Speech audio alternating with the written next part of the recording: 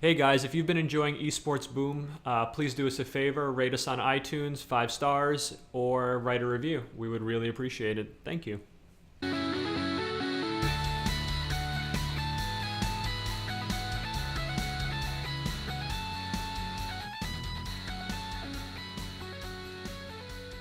Hello and welcome to Esports Boom. I believe, Mo, we are on episode 8. Yes. 8, it's the magical number. This past week, there's been way more news than normal. I mean, I felt like it was definitely one of the busier weeks of the year. Yeah, just for our listeners, we're recording on a Wednesday today. Usually we record on a Thursday. So we were, in the beginning of the week, we were kind of afraid, thinking like, oh, will there be enough stories to talk about a whole episode? And now we're thinking, which stories do we have to let out? Yeah, I think there was something like 20. So the one that interested me the most this week, and I wrote about it at some great length, was the Hulu announcement of that they're going to do a content deal with ESL. I think their other partner there was Immortals. Basically, the bylines were... it's about 15 hours of content. It is split up into 4 different shows. One is a player versus player show. One is a boot camp show. One is a defining moments, and one is an ESL replay show. And ESL hired, I think his name is Brian Hennessy. His last name's Hennessy, but he's an Emmy-winning producer whose credits include CBS's The Amazing Race and A&E's Born This Way. And so production's set to start this week. I think what is interesting is there's a ton of different things about this deal that are interesting. One is that it's Hulu. Hulu has never before ventured into esports. I think they had Gutex's documentary maybe 2 or 3 years ago, but that was a one-off film that they bought. Yeah, obviously both Hulu and Netflix, if you look through their library, they have esports content, but it's just licensed content. It's a bulk license. So they license they work with a company and they license a whole slew of their back catalog, and sometimes there's esports documentaries in there. So they're basically, those deals weren't esports specific. They were just, add-ons. Yeah. Yeah. But yeah, so the other rumor that's kind of been floating around for a while is that Hulu's going to get into live content. And I think esports is, incredibly valuable as a live piece of content. And before they went out and they make the big deals with ESL for, 7 figures, or they make a deal with Riot for, another 7 figures or maybe 10 figures. I think that's what Riot's going for, or the OWL. They want to see how this smaller chunks of it perform. I think there'll be a lot of valuable lessons that they'll learn from distributing these shows to, how the ecosystem works. I think that's great. So the other thing that's interesting is that all 4 of these shows have essentially been done before. And there's some pros and some cons. And the one part that scares me the most is the Immortals show. So it seems like the Immortals are working with ESL to produce a show where the Immortals team will come to the ESL studios, practice, and a camera crew will film their preparation for a tournament. There are a ton of these shows out there right now. Cloud9 has one. TSM has one. Liquid has their one-up studios. Liquid has their one-up studios. They do it for every single team. And when you're in a pitch meeting to do these shows, they're frequently pitched as hard knocks for esports. The difference is that the NFL is a very well-oiled machine and it allows only one hard knock series per year. So there's no cannibalization of the content. With esports, because there's so much competition, the returns are going to be way, way less. You're basically gating your content on Hulu with the hopes that you will increase the valuation of your organization through media sales. Yeah, and also one thing, both of us have content experience. You at MLG, I'm right now at WAM, and it's difficult, these type of conversations, because when you're talking to classical kind of TV people, they're like, oh, this works perfectly with sports. Like, why won't this work with esports? And the question and answer is, a lot of times it does work. It gets a lot of hits because it's available. But the market is very saturated when it comes to hard knock style shows, so you really need to have a differentiator. Or even when it's about weekly shows, that you need to have a differentiator as well. But what it gets really interesting is experiment. A lot of these esports people are personalities first. They stream 5-6 hours a day. Specifically when you go, outside of maybe the League world, when you go into a place, maybe Street Fighter or maybe even the Hearthstone personalities, they're really personalities first, and they happen to be really good at the game as well. Let them do a food show. I think a great example of something that I really like. Oh, the Hungry Box show. Yes, that's great. Yeah. And I don't get why that doesn't get a lot more traction, because that's, it's Hungry Box. I mean, he's a great personality. He has a large social following, and he just likes food. Like, why not have, these players are on the road 24/7, right? They're on the road a lot of times. Why not have a traveling food show with them? Do something that's like highly produced. No, it's exactly. You want to create surface area so that people can connect with them beyond just the esports level. It's like, the way that you build a fan base is, oh, this guy likes video games like me. Okay, that's one surface area. The next surface area, oh, he cooks like me. And it's like, you try and create to paint these similarities between you and the players. And I think that, the Hungry Box show is excellent. I think that, it makes a ton of sense. He has a personality. It's great. And also when it comes to ESL, just one more thing. One of the things that I'm worried about, and I think ESL has done a great job pivoting to shows as opposed to just live content. They're hiring the right people. They have a great studio. One thing that worries me is that they're doing deals with everyone, and the shows are very similar. They have a weekly esports show with Twitter. Yep. And now they have a weekly esports show with Hulu. Like, what is going to be the difference? Twitter, it's free to watch. No, I mean 100%. I think it's testing distribution channels, and right now there is a feeding frenzy for content, or I mean it's there's a lot of people experimenting with their content budgets. I don't blame ESL for trying to make slight variations of different shows. You definitely want to experiment, and they are similar, but again, I don't know. I don't blame ESL for making variations of a show. Oh, I don't blame them. I blame the studios for not, maybe I'm assuming they're doing their due diligence, but saying like you're making the same show with for another company. Well, okay, so here's another way how these negotiations work. Is a lot of times you'll get into a pitch room and people will latch onto the concept that they can understand. Oh, Sports Center about esports. Okay, I understand that. I'll buy it. And, it's not surprising that somebody in Twitter's camp was like, oh, Sports Center for esports. I'll get it. Oh, somebody at Hulu was Sports Center for esports. Give me that. Just make it a little bit different. They want things that, are sponsor safe. And so I think that's why you're getting a lot of the similar concepts. Fair enough. I mean, I'm excited. What I would love to see, and this, obviously is a little plug for Wham, which is, we're launching soon, but I would like to see more gaming content, right? Then as opposed to just esports content. I mean, a lot of the content craze for traditional media, it's all about, we want esports, we want esports, we want esports. The esports market is X amount of people. The gaming audience, right? How mainstream you can make it. People that would be interested in watching content that has to do with gaming or gaming culture is a lot bigger. Absolutely. I mean, if you talk to anybody at YouTube, everybody's always asking, what is YouTube doing with esports? What is YouTube doing with esports? For them, esports is such a fraction of their business. If you look at people like, PewDiePie, I think a PewDiePie is probably the equivalent of having like a CSGO major every week for them.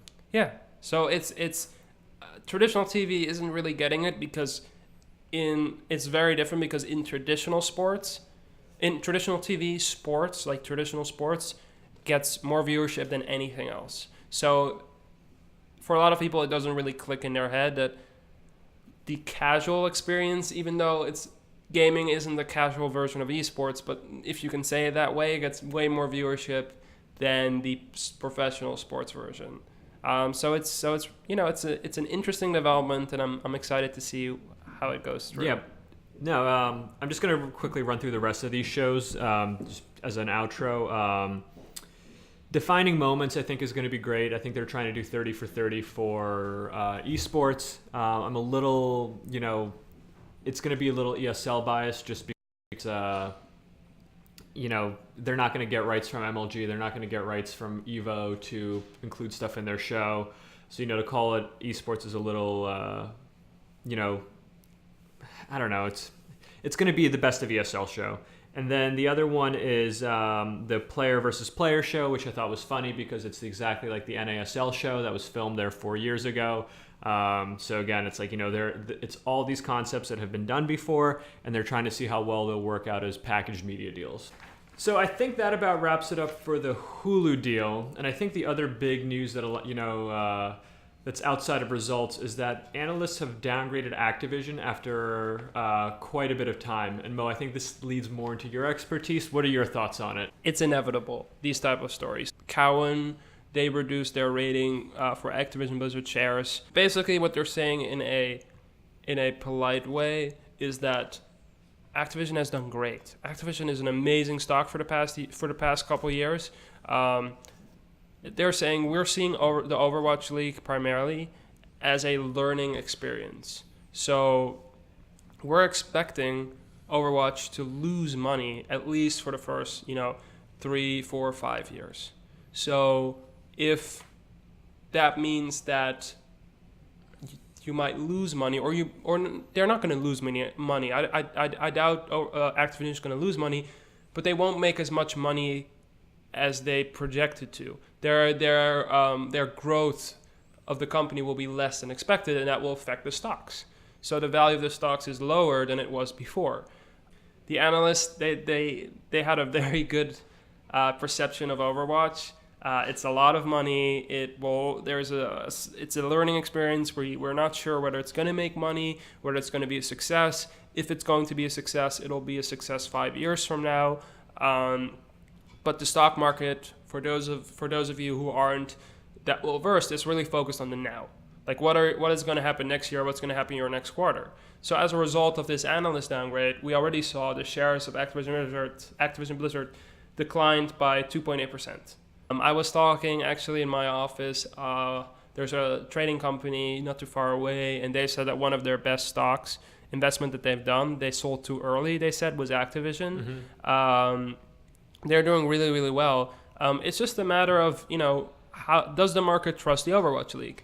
And when you talk to experts in the field, whether it's financial experts, but also esports experts, I think everyone can agree that this is going to be a learning experience. Overwatch League is not going to make money very, very soon. It's 2 months from launch. Teams haven't finalized their rosters yet. Sponsors haven't been finalized. These are big questions. These are your big money makers. Who is going to contribute to content? These things aren't finalized yet. So the market doesn't trust the Overwatch League as much. If it's a good investment, that's a separate conversation, because the crafts of the world, maybe even the enviouses of the world, they are seeing the investment in a 5, 6, 7 year plan, right? And if you start a sports franchise, you're going to lose money in the short term, but eventually when you get viewership and when you get those sponsorship deals coming every month, and you get those fans coming in every year, it becomes immensely valuable. Yeah. I think that Activision Blizzard did a good job of selling the Overwatch League as the next NFL. Maybe a little bit too good of a job that's going to hurt them now, because that's where the expectations have been set. If anyone was wondering, Overwatch will not be the next NFL. Well, we'll see what happens in a year or two, but and I do think that Activision has had an incredible run. I think what else is interesting is that on the news of the Overwatch League being announced and Kraft signing up, Activision Blizzard stock went up 3%, and then on the news of Cohen's report, the stock went down 2.8%. So congratulations to Activision Blizzard on that 0.2% gain. I mean, I'm trying to wrap my head around the repercussions of this. I think that Activision Blizzard did a great job of diversifying their risk by getting partners, and the right partners, people who have sports media experience. I think that it's going to be a slow rollout. I think that one of the statements that I'm having a hard time with agreeing with is that this is an experiment, right? Activision Blizzard has been experimenting with esports now for 10 years. They have a track record. They have an education. Do they have a track record of running an esports league? Oh yeah, no. They had the WCS for StarCraft. They had the Hearthstone League. They've had experiments with distributing content on ESPN. They've had experiments with distributing content on Facebook, with distributing content on Twitch. Yeah, but here you're talking about something completely different. Well, then they also acquired MLG, which is also brain by. All those guys are also involved in it. So it's an experiment. You're having the right people to do this. I mean, everything is an experiment until until you succeed. So it's like to say that they're going into this with no experience. No, they have. Well, if you're looking at this, you're looking at this from an esports lens. Activision is a gaming company. When they announce Destiny 2, it's not an experiment, right? Yeah. It's a proven franchise. When they release another Call of Duty game, there's a certain return on investment that you're going to get. This is a project that's on the same scale or on almost on the same scale for the company. So it's one of their major projects. It's not just a side esports project. And now they're expecting to gain similar results. If you're a finance guy, and even if you're an esports guy, you're not getting the same result, at least not in the next couple of years. I don't know. I just, it kills me when I hear it mentioned as an experiment or as them not having experience in that. I just feel like that's just so inaccurate, because it's like, okay, if I were to go out there and trust, a major publicly traded organization to run an esports tournament well, I think Activision Blizzard would be in my top 3. Valve's probably below Activision Blizzard, Riot's probably ahead of them, and I can't think of another publisher that's more suited or has more experience. Maybe not a publisher, but Twitch can be an example. Twitch could be an example, but even then, Twitch, it's they've run the Rocket League, but even that's like a white label production by NG Studios. But also, what a big problem is with regards to the differences between what Blizzard did in the past and what they're doing now is this scales everything up tremendously when it comes to revenue generators, right? So. Yeah. Sponsorship, yes. Which is going to be a key driver. I don't think it's sponsorships. I think it's going to be microtransactions. I think that esports cultivates whales, and it's going to facilitate the sale of microtransactions, and it's going to be marketing for microtransactions. I think that sponsorships, even if you look at somebody like Riot, right? They've had the opportunity to have as many sponsors as they wanted for the LCS Worlds or whatever, and they've never gone for more than 1 or 2 a year. But that's because But that's because for the past, esports was seen as a tool to get more people involved in the game, right? If you start a franchise league where you have stakeholders like teams that are wanting to get a direct return on investment, give them a direct return on microtransactions. Yes, you can, but that's going to take a lot from the initial microtransactions. That's going to take a large pool of the publisher's money. No, I think what you're doing is you're going to create a higher demand for those items. It's like, they're all cosmetic. Think about how many jerseys you already own for esports teams. Now it's like, you get to own those jerseys in game.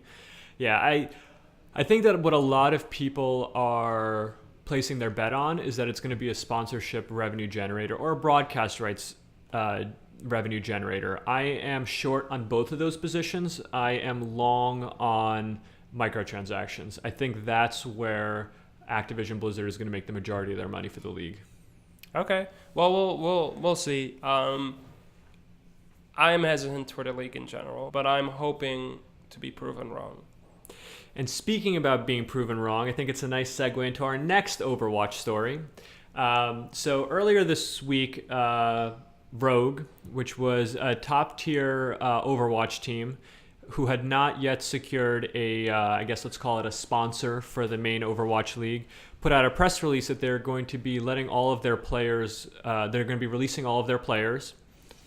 And they said that they had raised the money to buy into the Overwatch League, but were denied a spot. I feel bad for Rogue, but I'm more inclined to believe that this had something to do with the company that was brokering their deal. Okay, so before Anton is going to tell this, just for our listeners, Anton is now going to channel his inner Alex Jones. You're going to mention the sources that are out there, and this is fascinating. And I think you're true. I think your theory is true, and I think we both agree. But yeah, this is fascinating. This is me. This is not on Mo. This is what I've seen. Anyway, no, this is I believe it as well. Okay, so thank you for sticking with me on my Alex Jones adventure. All right, so Alex Jones adventure. Here we go. January 2016, Team Envious announces that they are receiving an 8-figure investment from Sierra Maya 360. There's all kinds of pictures, there's all kinds of media, it's a big discussion. About a year later, it's announced that Team Envious is now moving to Texas, and that they never received any money from Sierra Maya 360, and that their new sponsor, their new VC is coming from a totally different source. Team Rogue is trying to get into the Overwatch League, and the same, group of people that promised money to Team Envious are now representing Rogue. And the Overwatch League simply just says, no, we'll find homes for your players, but there's no place for you as an organization in this league. Team Envious had a less than stellar experience with the leadership of Sierra Maya 360. And they brought this news to the Overwatch League. Hastro's an owner, he's involved. And either the teams that are already in it, the VC that bought into it from, the Kraft Group, the people in Texas, the people in California, or Activision Blizzard themselves were basically just like, okay, we are not comfortable with this organization being involved. And I think what hurt Rogue was not so much that it was their team or anything else, it was that they had attached their bow to somebody who didn't have enough clout in the space. Yeah, and also this company, according to the article, I think Jacob Wolf wrote it for ESPN. If you're looking at the article, one of the things that they said was originally this company is called Rect Global. They were asked to sell the team, so sell the players as well, and that didn't work out. I'm assuming the buyout was too high, and then they were asked to raise capital to make for a bid, or it was vice versa. It doesn't even matter that much, but both ways, this company failed, and it's very difficult. If you're, this company is made up primarily by people with a lot of VC experience, but not as much esports experience, and it's very difficult because at the end, you forgot to mention, Rect has an investment by the Sterling Capital Group, which is part of the owner of the New York Mets, affiliated with the Mets. Yeah, and what was surprising to see was that Sterling Capital and not Rect did the buy-in for the team. Rect was not involved with the team that the Mets bought. It was Sterling who did that. So Rect was not involved at all with the Mets thing. That's what's surprising. Yeah, no, I mean that's, it's like your own uncle doesn't want you at his dinner table. Well, the own investor. Yeah, it's like if I invest in a soda company, and I start a restaurant, wouldn't I want to have that soda available in my restaurant? Yeah, I mean, there's a lot of weird analogies that we could make it. I feel like the soda one was a little roundabout. But no, it's just, I feel bad for Rogue because they had the number one Western roster. They kind of stumbled. I think they finished 5th in the Contenders League. English speaking. They're French guys, but they can speak English. A lot of these Overwatch League teams have imported Korean players. I believe the London team is all Korean. I believe the Kraft team is mostly Korean. I believe that, who else? There was somebody else that just bought. Who bought High Blue? Not, what is it? So you have the Mets team is also a Korean import team. And if anything, a Western team would have been a differentiator, and especially one that was as talented as Rogue. From a sponsorship perspective, if that's what those, if you're looking to establish connections with, a fan base, that a Western team is incredibly lucrative. But I mean, I don't know. I don't blame Rogue. I feel like I have to blame, Rect, and I feel like the biggest loser in this situation is poor Steve Aoki. And his hibachi and DJ empire. Well, before we finish and start over to a new story, there was one thing that as New Yorkers is really hurts me. So, according to these rumors, there were 3 names, 3 trademark names of 3 Overwatch teams submitted. Oh my god! I'll start with the one that has been, which in my opinion is the best of the 3, that has been confirmed. Which was Dallas, so Envious and their team called their name the Dallas Fuel. Their motto is Burn Blue, which is pretty interesting. It's like a blue logo. Then the second one was the not Immortals, but the other LA team. They announced their team name, the LA Gladiators. Okay, cheesy. Well, cheesy, but that would have been a much better Immortals name. Look at the logo of Immortals. Yeah, it looks it's like a gladiator. Yeah. They could have just changed the font of the logo, called themselves the Gladiators, and it would make perfect sense. I mean, the name is still cheesy, but then there's one name which is the cringiest of them all, and that's the New York Excelsior. Oh, I mean, like, is Stan Lee somehow involved? I mean, it's like, are they? God, this is a really dark thought. But it's just like, Stan Lee's getting old. If something happens to Stan Lee, God forbid, does that suddenly that name become much more like... These names, especially the Gladiators and New York Excelsior, are very American-centric. If you go I don't think Excelsior is American-centric. Like, what is, like... No, I'm saying, like, So, in America, as opposed to in Europe, yeah, and in basically the rest of the world, primarily with soccer, right? In America, you have kind of a verb that's the name of your team, right? So you can be the Mets or the Yankees, or even if you go to college, you're like the New York Porcupines, okay, or something like that, right? The Gladiators or the Kings in I think the NHL. So that's really American. That you don't have that in Europe. In Europe, it's more of a traditional name. It can be Manchester United. It is a different type of name. I think the American audience, and this obviously doesn't. The American audience will embrace these type of names. Maybe the esports audience won't, but the casual audience, the European and the Asian audience, I think not so much. And yes, usually this isn't too much big of a deal. It isn't actually, but think about it. Overwatch is supposed to be this global league. If you are the New York Excelsior and you buy a full-on Korean team, you are basically buying in all of their fans as well. Yes.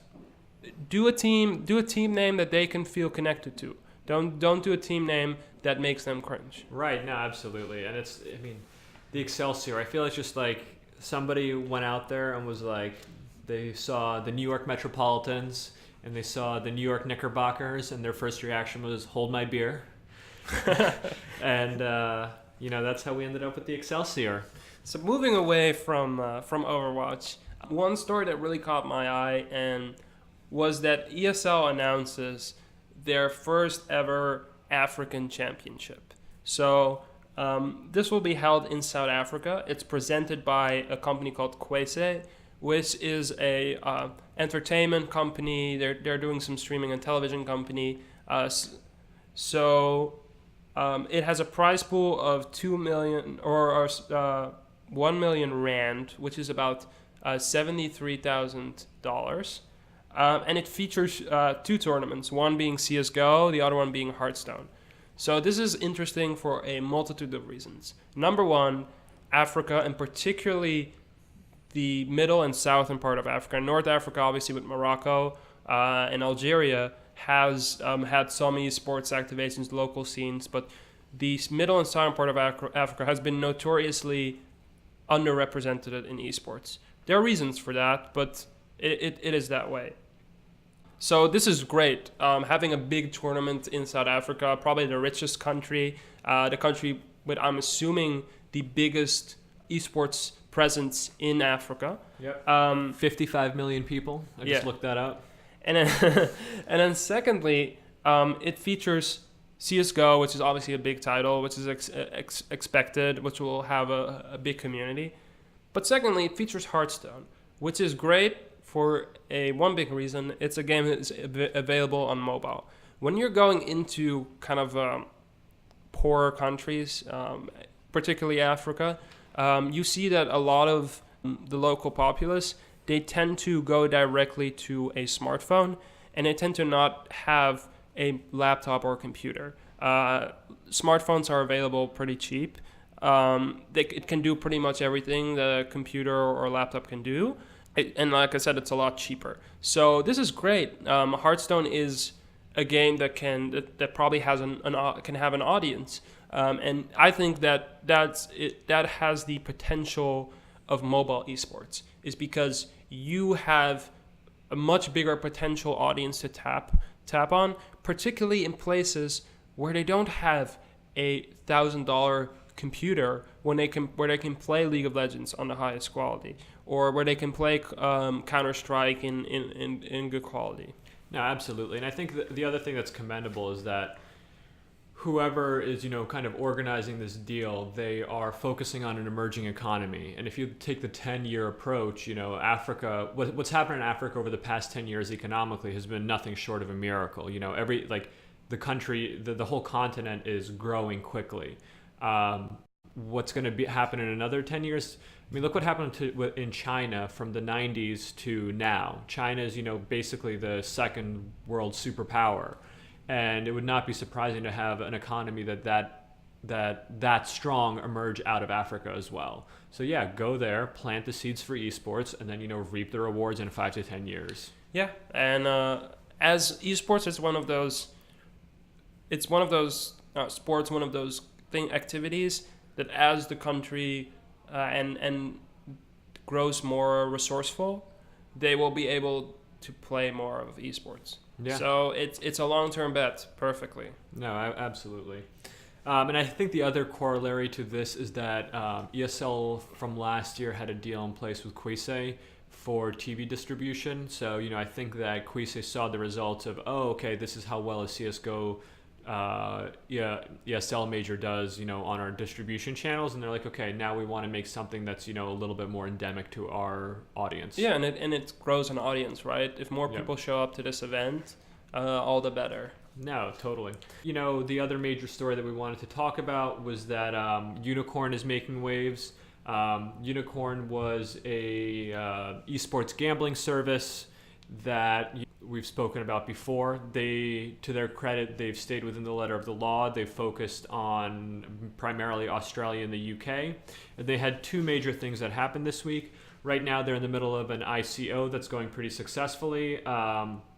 They've raised about $28 million to this point, which, is basically an Overwatch team and a half. They also received their gambling license from Malta, which allows them to operate in most of Europe. So I think that those are two big improvements. The part that I'm excited about is their Unikorn token, like let's say 2/3 of it is wagering, and they hope to spend a third of the utility on outside esports projects. We previously on this podcast, that's kind of what I wished for it. Rahul was kind enough to actually reach out, and he said go read our white paper, and I'm glad that they are putting other, I guess, utilities for their token in their crosshairs, because I think there's a lot of potential that for esports in the blockchain, and I think when you have a talented team working on that, it's excellent. So shout out to Rahul and his team over there for fighting the good fight, and congratulations on the 28 million that you raised. Yeah, this is great. The European market obviously is a lot more susceptible to betting. I think if we're bringing this to a more general discussion, the question is what type of betting is good for esports. Yeah.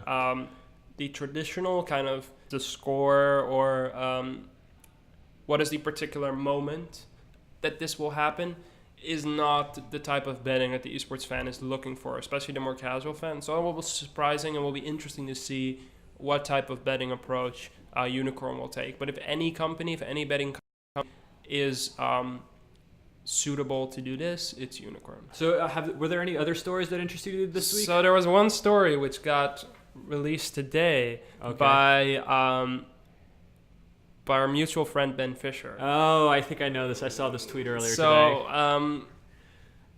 funny, I saw a bunch of people from that organization hovering over my esports database. Oh, so he's just confirmed that the Warriors, so the Golden State Warriors, are in the race for a permanent spot in the NALCS. So don't they have an affiliation with NRG as well? Well, I don't know about NRG. I think NRG is the Kings, right?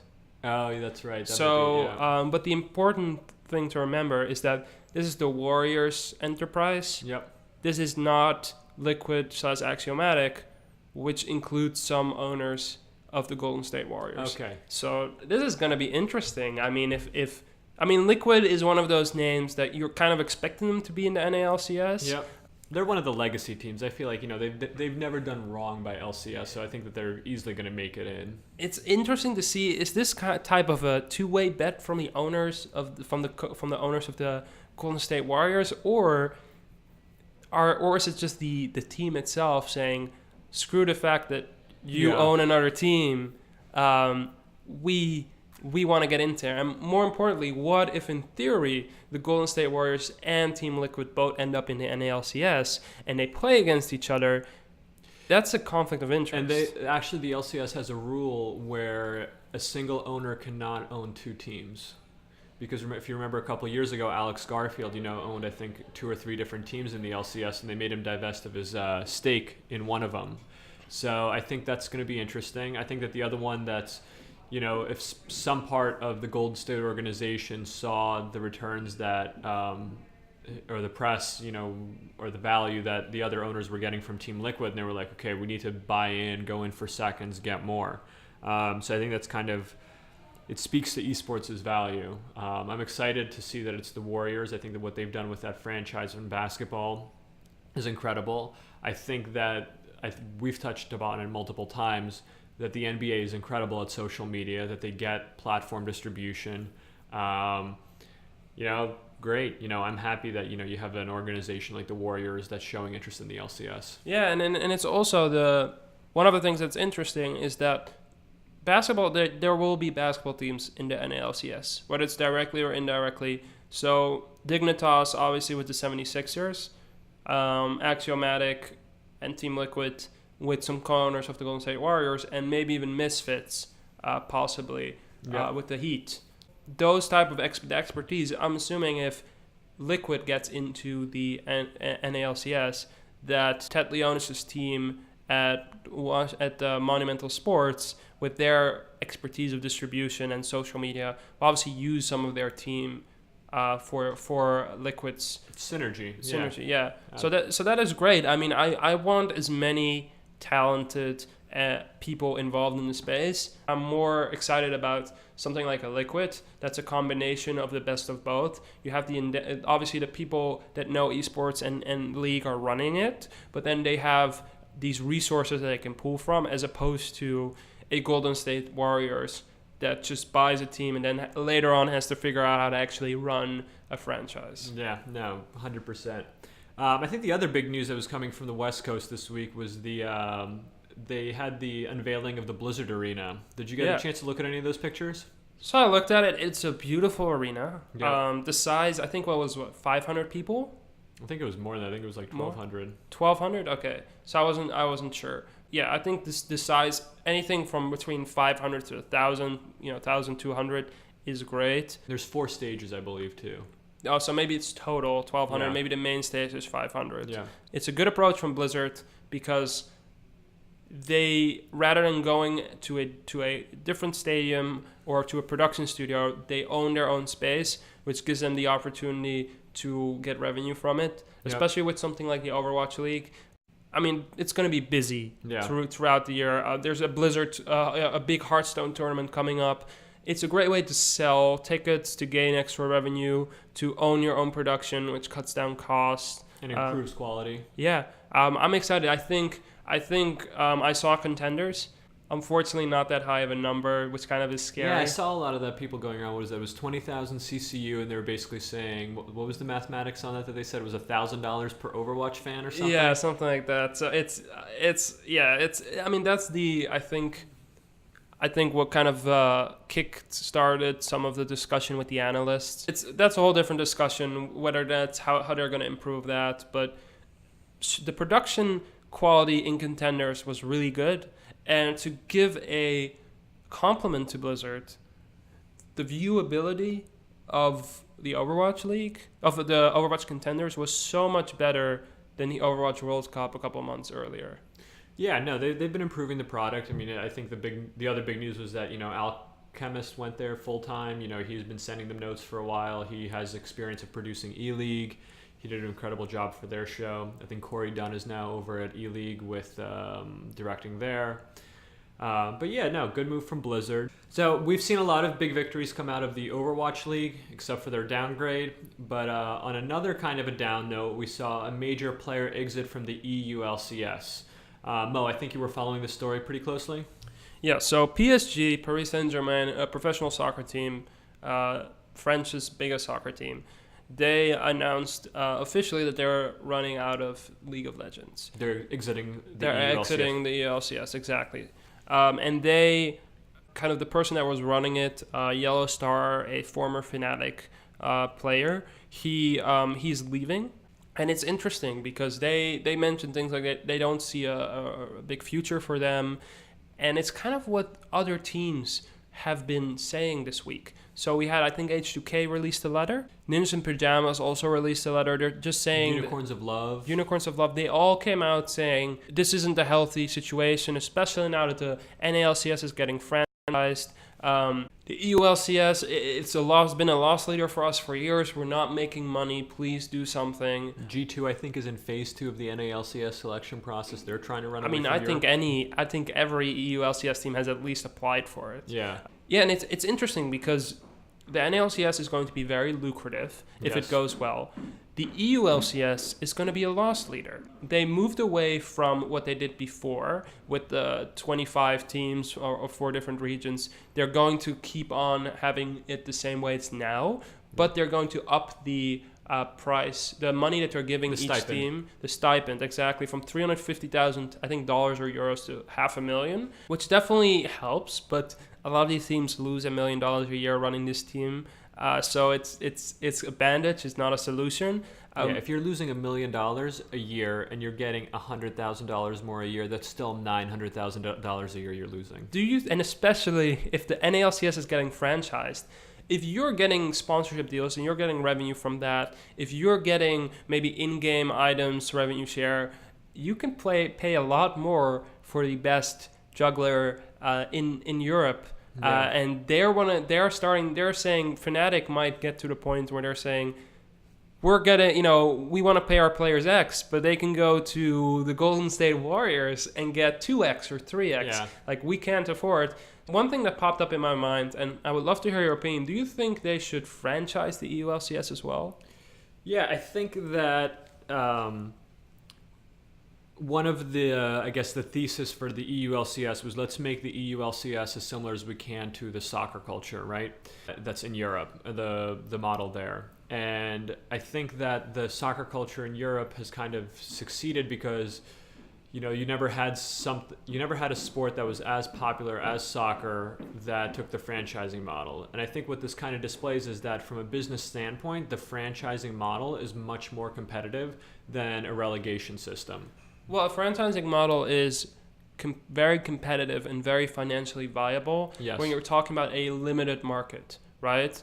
I'm talking about as opposed to soccer. It's competitive in the sense that you're going to have 10 teams or 15 or 18 teams, which are each going to make a lot of money. Where in soccer culture, performing in England has 5 professional leagues, right? Yep. So they have 100 plus teams that can pay a professional salary or almost professional salary to 20, 25 players.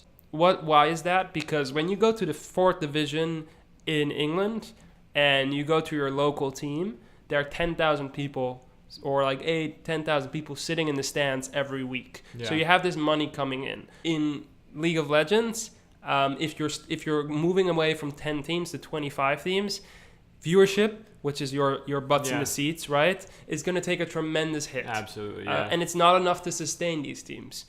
So for that, with what you call limited market, right, that's franchising is a good solution. And you're kind of forcing yourself to get into franchising if you're giving this huge competitive advantage to the NALCS. Yeah, no, I think that if anything, the EULCS needs to mimic probably the NALCS just to keep it fair. I think what else is interesting is that we've had a lot of transparency with Waylon and I forget who his other co-esports person is for the NALCS. They've gone out there, they've engaged with the audience, they've spoken about their reasoning, and I haven't seen that same visibility from the EULCS. And I feel like what's been going on is that Riot has, a team that runs the NALCS and they have a team that runs the EULCS. And if I'm going to take a step back and compare the two, I think the NALCS team has been doing a much better job. Yeah, and I think even from when you're looking at the teams that are in the NALCS, even before franchising, most of them are losing money.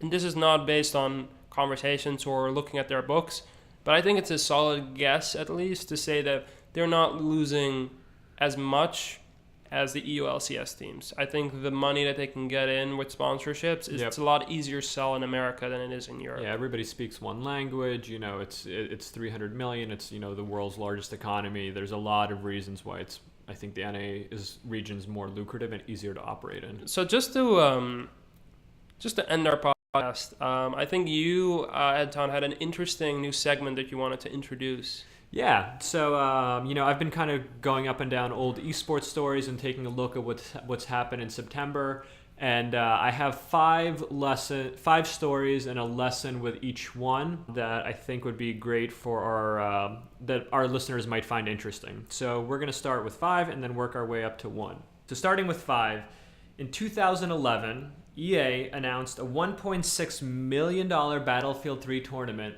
that was highly, highly publicized, and to this point never took place. So I think that EA is now moving back into the competitive scene. I know that they have a bunch of people who they hired to run their competitive division, and I think that the lesson here is be careful of the announcements and just keep an eye on things, because sometimes if something's announced, it's not necessarily going to happen. And also, a big prize pool doesn't translate into a big audience. Absolutely. The other one is on September 15th, 2014, so this is 3 years ago. MLG TV secured PewDiePie to stream on their platform. And I think what was interesting there was that deal, it kind of just went away. The lesson there is that if you have somebody who's a giant personality in the VOD space, it doesn't mean that they're going to succeed in the live streaming space. And I think there's a bunch of factors. One is, maybe he's not a great live streamer. That's possible. I think the other aspect... That's an understatement. I mean, he's okay. He's struggled a little bit. I think the other one is that, if you're great at making still videos, it may be more lucrative for you to stick to making those as opposed to live streaming. But anyway, I thought that was interesting. Number 3 I have on this list is... Azubu announced a historical partnership with 14 top Korean esports teams, and this was September 10th, 2014. Was that were you working there? I was not working there, but I was there to...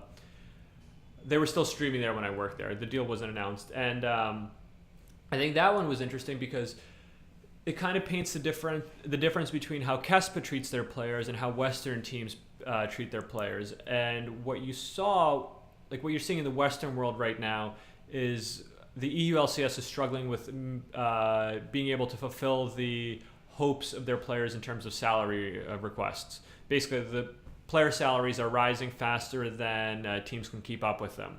And with KESPA, they keep a much tighter control on their players, and one of the upsides to their model is it keeps the player salaries low.